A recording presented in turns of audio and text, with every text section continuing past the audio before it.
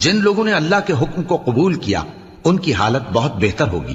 اور جنہوں نے اس کو قبول نہ کیا اگر روئے زمین کے سب خزانے ان کے اختیار میں ہوں تو وہ سب کے سب اور ان کے ساتھ اتنے ہی اور نجات کے بدلے میں صرف کر ڈالیں، مگر نجات کہاں؟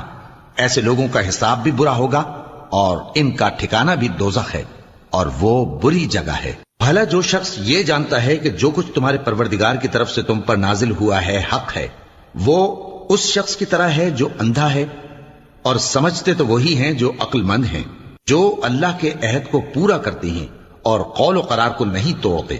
اور جن رشتوں کے جوڑے رکھنے کا اللہ نے حکم دیا ان کو جوڑے رکھتے اور اپنے پروردگار سے ڈرتے رہتے اور برے حساب سے خوف رکھتے ہیں، اور جو اپنے پروردگار کی خوشنودی حاصل کرنے کے لیے مصائب پر صبر کرتے ہیں اور نماز پڑھتے ہیں، اور جو مال ہم نے ان کو دیا ہے اس میں سے پوشیدہ اور ظاہر خرچ کرتے ہیں اور نیکی سے برائی کو دور کرتے ہیں،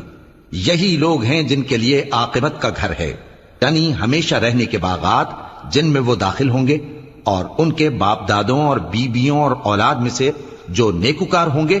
وہ بھی بہشت میں جائیں گے، اور فرشتے بہشت کے ہر ایک دروازے سے ان کے پاس آئیں گے اور کہیں گے تم پر سلام ہو،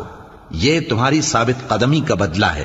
اور عاقبت کا گھر خوب گھر ہے۔ اور جو لوگ اللہ سے پختہ عہد کر کے اس کو توڑ ڈالتے اور جن رشتوں کے جوڑے رکھنے کا اللہ نے حکم دیا ہے ان کو قطع کر دیتے اور ملک میں فساد کرتے ہیں، ایسوں پر لعنت ہے